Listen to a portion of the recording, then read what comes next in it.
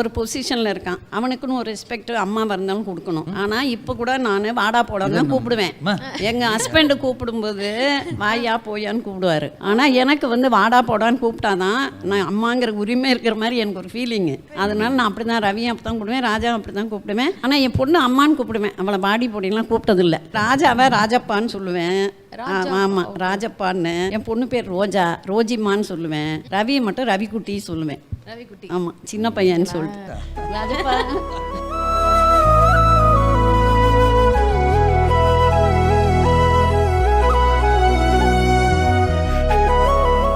நாளையில வெயிட் போட்டு போவேன். இப்போ கூட என்னடா இழைச்சிட்டாமாங்க, அதுதான் கொஞ்சம் கடுப்பாக இருக்கும் எப்போவுமே.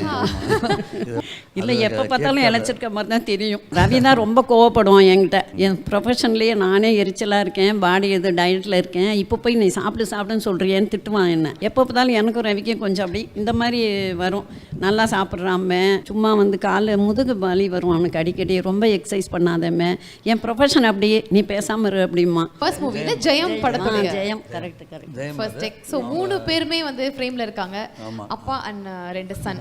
இந்த பிக்சர் ஸ்டார்ட் பண்ணுறதுக்கு முன்னாடி அந்த ஏவிஎம் ஸ்டுடியோவில் வந்து சிவாஜி சார் ஸ்டாச்சு இருக்கு இல்லையா, அது முன்னாடி போய் ஒர்ஷிப் பண்ணிட்டு வர சொன்னார் அவங்க அப்பா. ஏன்னா அவர் ஆக்டிங் அவர் தான் அத்தாரிட்டி, அவர் முதல்ல அவர் பிளெஸ்ஸிங்ஸ் வாங்கிட்டு வாங்கன்னாங்க. அதுக்கப்புறம் தான் ஷூட்டிங்கே ஆரம்பித்தாங்க. அப்புறம் இதில் கமல் சார் பார்த்தோன்னே எனக்கு ஒன்று தோணுது, இவன் திட்டுவான் சொன்னான். இவன் வந்து சின்ன வயசுலேருந்து கமல் ஃபேனு, இவன் வந்து கமலோட ஃபோட்டோ எடுத்துக்கணும் ரொம்ப ஆசை. சரின்னு சொல்லிட்டு பேசும் படம்னு ஒரு படம், அது நாங்கள் ஒரு ஏரியா பண்ணியிருந்தோம். அப்போ கமல் சார் மீட் பண்ணி ஃபோட்டோ எடுத்தான். அப்போ ஒரு 13-14 வயசு இருக்கும் அவனுக்கு, சின்ன பையன். ஆனால் பயங்கர கமல் ஃபேனு, எப்போவுமே கமல்ஹாசன் ஃபேன் தான் அவன். அப்போ வந்து ஃபோட்டோ எடுக்கும்போது அவர் சத்யா எதுலேயோ ஷூட்டிங்கில் இருந்தாரா, அது முடிஞ்ச டைமான்னு தெரியல.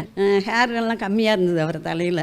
ஐயோ எனக்கு நல்லா ஹேர் தலையில் இருக்கும்போது ஃபோட்டோ எடுத்துக்கலையே அப்படின்னு ஒரு ஃபீல் பண்ணான். அப்போ விக்ரம் ஃபிலிம் ரிலீஸ் அப்போ அழுது அடம்பிடிச்சு ஃபர்ஸ்ட் டே பார்க்கணும்னு சொல்லிட்டு கிருஷ்ணவேணி தியேட்டரில் வந்து ரோடுக்கு வெளியே நிற்குது க்யூ. நானும் அம்மாவும் என்னை கையில் பிடிச்சிக்கிட்டு க்யூவில் நின்று டிக்கெட் வாங்கி கூட்டு போனாங்க. கிருஷ்ணவேணி தியேட்டர் ரோட்டில் எங்கேயோ இருக்கு க்யூ. அது ஞாபகம் இருக்கா? இல்லாமல் இருக்காது. பல வருடங்களுக்கு முன்னாடி இல்லையா? ஸோ அப்போ நீங்கள் யோசிச்சு பார்த்துருப்பீங்களா, ஃபர்ஸ்ட் படமா ஜெயம் ரவி சார் வச்சு எடுக்கிறோம், அது டைட்டில் வந்து ஜெயம், அதுவே ஒரு டேக்காக வந்து மாறி கடைசி வரைக்கும் அது அப்படியே வந்து ஒரு ஜேர்னியாக போகும் அப்படிங்கிறது எவ்வளோ பெரிய ஒரு விஷயம். அந்த இந்த லேடிஸ் 3 பேர் தான், அம்மா, என் தங்கச்சி, என்னுடைய ஒய்ஃப், 3 பேரும் அந்த முடிவெடுத்தாங்க. 3 பேரும் வந்து அவன் பேர் ரவி தான், அதில் மாத்திரம் வெள்ளம் வச்சுக்காதீங்க, முடிவெடுத்து வந்தாங்க. ஆமாம். இல்லை அவங்க அப்பா சொன்னார், ஆடியன்ஸே உனக்கு பேர் வைப்பாங்க, நம்ம வச்சுக்க வேணான்னு. அதே மாதிரி ஜெயம் ரவி ஜெயம் ராஜான்னு தான் சொல்லிட்டு இருந்தாங்க. இவன் அப்புறம் இவங்க அப்பா பேர் முன்னாடி வச்சுக்கணும்னு போட்டுக்கிட்டான், மோகன் ராஜான்னு. ரவுடின்னு சொல்லுவாங்க அம்மா அவனை, நான் ரவிடி அப்படிம்பா, அதையும் சொல்லுங்க. ஆமாம், அது ஆல்ரெடி சொல்லிட்டேன். அதனால பழைய பச்சை தான் இருந்தாலும் சொல்லணும். ஆமாம்.